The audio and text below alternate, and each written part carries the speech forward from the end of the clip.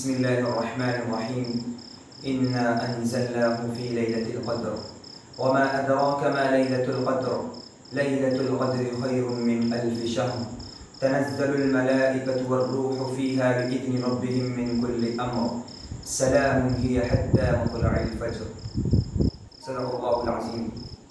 محترم سامعین و ناظرین، ہم رمضان المبارک کے مہینے سے گزر رہے ہیں. رمضان المبارک کا مہینہ جس کا ہم بہت دنوں سے انتظار کر رہے تھے، تسلسل کے ساتھ یہ گزرتا چلا جا رہا ہے. اولها رحمت، اس کا پہلا عشرہ گزر چکا.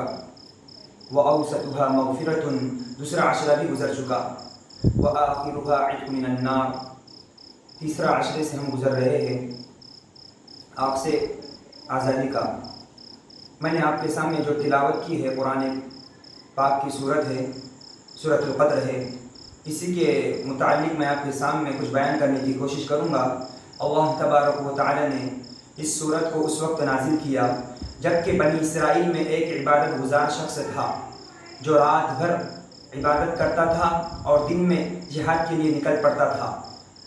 وہ شخص 1000 مہینے تک مسلسل اس شخص نے عبادت کی تو اللہ تبارک و تعالی نے اس سورت کو نازل کیا. اس وقت جبکہ صحابہ کو تعجب ہوا تو اللہ تبارک و تعالی نے اس سورت کو نازل کیا. اللہ تعالیٰ فرما رہے ہیں اس سورت کے اندر، انا انزلناہ فی لیلۃ القدر، یقیناً ہم نے اس کو شب قدر میں نازل کیا. وما ادراک ما لیلۃ القدر، آپ کو کچھ خبر ہے کہ لیلۃ القدر کیسی چیز ہے؟ لیلۃ القدر خیر من الف شہر، شب قدر 1000 مہینوں سے بہتر ہے. تنزل الملائکۃ والروح فیہا بإذن ربہم من کل امر، فرشتے اور روح اس میں اترتے ہیں اپنے رب کے حکم سے ہر امر خیر کو لے کر. سلام ہی حتی مطلع الفجر، سلامتی ہو یہ شب طلوع فجر تک رہتی ہے. اللہ تبارک و تعالی نے اس کے اندر انزلنا کا استعمال کیا ہے. یہاں پر نزول قرآن کا مطلب، انزلنا کا مطلب یہ ہے کہ اللہ تبارک و تعالی نے ایک دفعہ ہی میں پہلے مرحلے میں اللہ تبارک و تعالی نے لوح محفوظ سے آسمان دنیا پر اللہ تبارک و تعالی نے اسی شب کے اندر قرآن پاک کو اتارا، اس لیے یہاں پر انزلنا کا استعمال ہوا ہے. دوسرا، قرآن پاک کے اندر ایک تنزیل کا استعمال ہوتا ہے جس کے معنی آتے ہیں آہستہ آہستہ نازل کرنا. اسی شب کے اندر بھی سرکار دو عالم احمد مصطفیٰ محمد عربی صلی اللہ علیہ وسلم پر اسی شب کے اندر قرآن پاک کا آہستہ آہستہ نازل ہونا شروع ہوا ہے. دوسری بات، اللہ تبارک و تعالیٰ آگے فرما رہے ہیں وما ادراک ما لیلۃ القدر. شوق دلاتے ہوئے اللہ تبارک و تعالیٰ فرما رہے ہیں آپ کو کچھ خبر ہے شب قدر کیسی چیز ہے؟ تو اللہ تبارک و تعالیٰ ہی آگے جواب دے رہے ہیں لیلۃ القدر خیر من الف شہر، شب قدر 1000 مہینوں سے بہتر ہے. 1000 مہینوں سے بہتر ہے، اس کا مطلب یہ ہے کہ اگر کوئی شخص 1000 مہینے تک عبادت کرے اس سے بہتر ہے، اس سے زیادہ ثواب ہے کہ شب قدر میں عبادت کرے. اللہ تبارک و تعالیٰ آگے فرما رہے ہیں تنزل الملائکۃ والروح فیہا بإذن ربہم من کل امر، فرشتے اور روح اس میں اترتے ہیں اپنے رب کے حکم سے ہر امر خیر کو لے کر. الملائکہ، اس کے اندر تمام فرشتے آئے.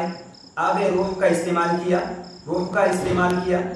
اس کے اندر صحیح قول کے مطابق یہ ہے کہ روح سے مراد حضرت جبریل علیہ السلام ہے. اس کے اندر بہت سارے اقوال بیان کیے ہیں. ایک قول یہ ہے کہ فرشتوں کی ایک جماعت ہے جو شب قدر میں اترتی ہے. دوسرا قول یہ ہے کہ ایک مخصوص فرشتہ ہے یا آسمان و زمین جس کے ایک لقمے کے برابر ہے.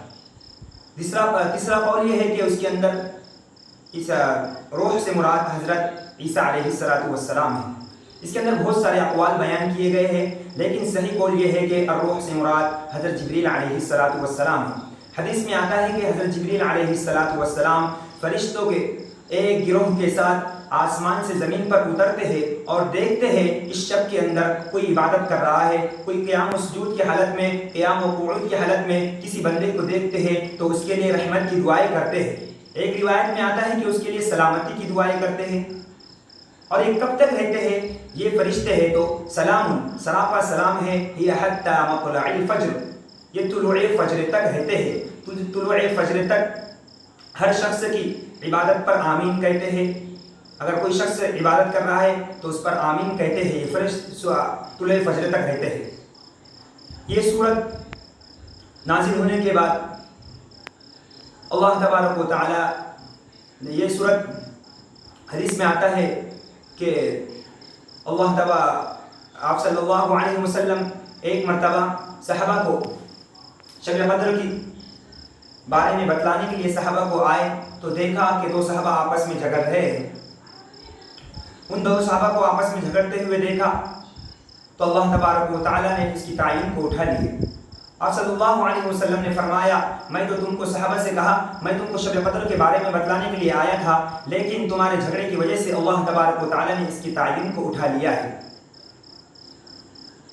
حدیث میں آتا ہے حضرت عائشہ رضی اللہ تعالی عنہ سے مروی ہے جو ہم سب کی امی جان ہے. حضرت عائشہ رضی اللہ تعالی عنہ فرماتی ہے کہ اللہ کے رسول صلی اللہ علیہ وسلم نے فرمایا تحروا لیلۃ القدر من الوتر فی الوتر من العشر الاواخر کہ تم لیلۃ القدر کو آخر رمضان کے آخر عشر کے طاق رات میں تلاش کرو.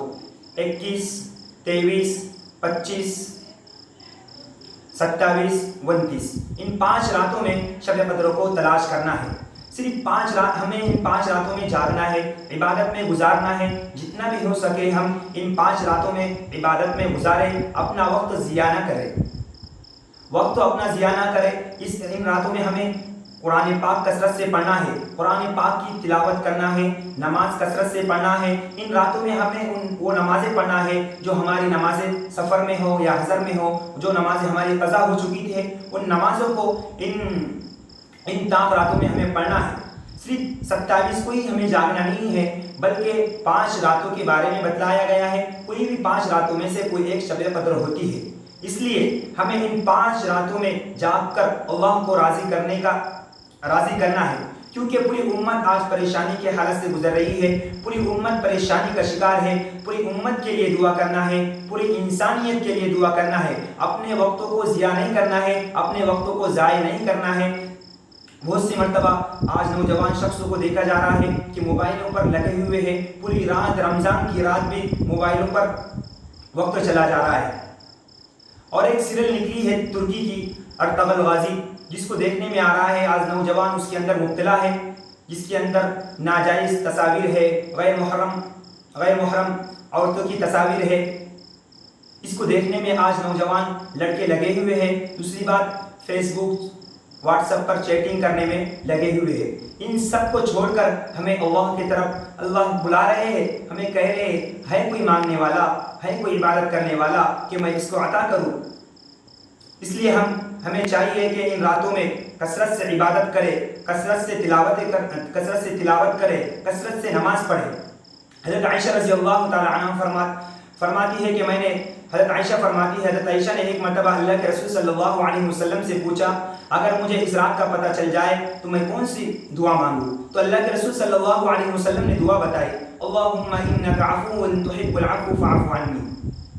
اللہم انک عفو, اے میرے پروردگار یقیناً تو معاف کرنے والا ہے, تحب العفو, تو معافی کو پسند کرتا ہے, فاعف عنی, پس میرے خطاؤں کو معاف فرما. اس دعا کا ہمیں کثرت سے اہتمام کرنا ہے اور اپنے گھر والوں کو بھی اہتمام کرنا ہے. آپس میں ہمیں قرآن پاک کا کمپٹیشن کرنا ہے. اپنے بچوں کو آپس میں تقسیم کرو, قرآن پاک آپس میں تقسیم کر کے قرآن پاک مکمل کر کے اپنے مرحومات کے لیے بخشو.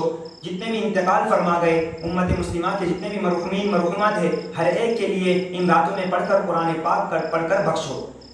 آخر میں آپ سے اپیل کرتا ہوں ایک بات کہ خاص طور سے دعا کا بھی اہتمام کرو, خاص طور سے دعا کا اہتمام کرو. پوری امت کے لیے دعا کرو. پوری امت آج پریشانی کا شکار ہے. پورے عالم کے اندر دیکھو ہر ایک پریشانی کا شکار ہے. اس لیے پوری امت کے لیے دعا کرے. کیونکہ لاک ڈاؤن کا زمانہ چل رہا ہے, اس لیے ہمیں گھروں میں ہی عبادت کرنا ہے. بہت سی مرتبہ یہ ان 5 طاق راتوں کے اندر عورتیں گھروں کے اندر جمع ہوتی ہے اور صلاۃ التسبیح کی نماز پڑھتی ہے. اس طرح سے ایک جگہ اکٹھا جمع ہو کر ازدحام نہ کرے, زیادہ بھیڑ نہ کرے, تنہا عبادت کرے. اپنی تنہا تنہا عبادت پوری رات گزارے. اگر ایک ساتھ جمع ہو جائیں گی، ازدحام کریں گی تو آپس میں ایک دوسرے کی چغلی کریں گی. اس لیے میں آپ سے اپیل کرتا ہوں کہ اس طرح ایک جگہ جمع ہو کر پوری عورتیں ایک جگہ جمع ہو کر عبادت نہ کریں، بلکہ الگ الگ تنہا تنہا عبادت کریں اور اللہ کو منانے کی کوشش کریں. وآخر دعوانا